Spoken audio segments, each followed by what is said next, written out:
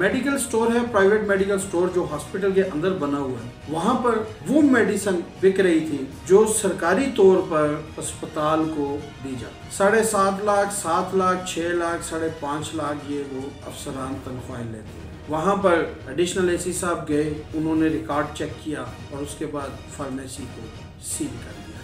बिस्मिल्लाहिर्रहमानिर्रहीम। अस्सलाम वालेकुम नाजरीन, मैं हूँ सोहेल अब्बासी और आप देख रहे हैं यूट्यूब चैनल। नाजरीन, करप्शन की कहानियाँ हर महकमे में आम होती हैं। अक्सर हम करप्शन कहानियों का चर्चा सुनते हैं।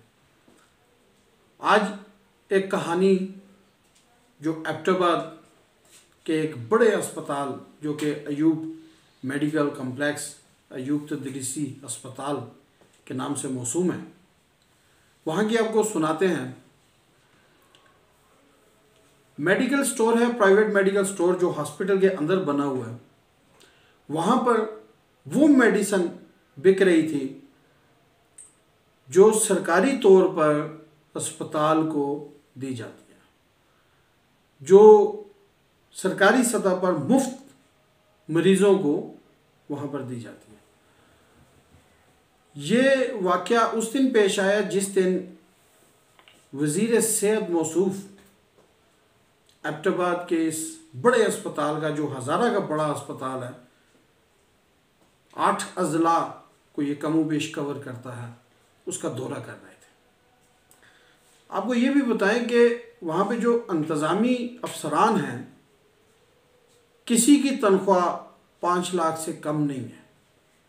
7.5 लाख, 7 लाख, 6 लाख, 5.5 लाख ये वो अफसरान तनख्वाहें लेते हैं। और एक DMS की फ़ौज ज़फ़र मौज है वहाँ पर, लातादाद वहाँ पर ऑफिसर हैं। अब सवाल ये है कि ये करप्शन कैसे हो रही है, बेनकाब कैसे हुई। एक मकामी सहाफ़ी हैं, उनके इल्म में जब ये बात आई तो उन्होंने टेस्ट परचेज़ करवाई। पहले कि जब किसी ने लाई, किसी मानसरा को लड़का था, वो जब उसने ख़रीदी तो फिर पता चला, तो उन्होंने क्या किया कि टेस्ट परचेज़ के लिए अपने बंदे को भेजा। करीबन कोई 900-950 रुपये का वो इंजेक्शन था। वो वहाँ से जब उन्होंने ख़रीदा तो फिर उसके बाद उन्होंने DC साहब को कॉल की कि जी ये यहाँ पर ये हो रहा है और हमारे पास सबूत हैं। उसके बाद वहाँ पर एडिशनल एसी साहब गए, उन्होंने रिकॉर्ड चेक किया और उसके बाद फार्मेसी को सील कर दिया गया। अब फार्मेसी को सील कर दिया और उस पर इंक्वायरी कमेटी बिठा दी गई जिसमें मकामी अस्पताल के भी कुछ अफसरान हैं। सवाल ये पैदा होता है कि जो सरकारी मेडिकल स्टोर उन्होंने बनाया हुआ है, स्टोर रूम है जो, जहाँ से मेडिसिन जो है, अद्वियात जो हैं, वो अस्पताल के जो वार्ड्स में पेशेंट हैं उनको दी जाती है।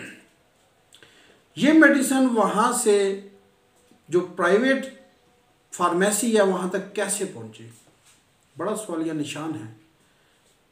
ये कब से हो रहा है इसका तो अंदाज़ा नहीं लगाया जा सकता, लेकिन स्टोर में इंचार्ज कौन है, वो वहाँ से कैसे निकली, यहाँ तक कैसे पहुँची, ये सवालिया निशान है। ये आम बंदे की बस की बात नहीं जब तक इंतज़ामी अफिसर आपके साथ ना हो। और वो जो लाखों रुपए माहाना तनख्वाह ले रहे हैं, वो किस चीज़ की ले रहे हैं?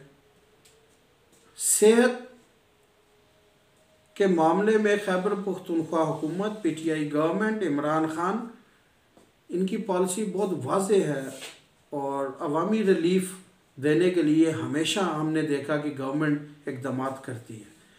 क्या गवर्नमेंट ये जो करप्शन हो रही है सेहत के शोबों में, इस पे भी कोई एक्शन लेगी?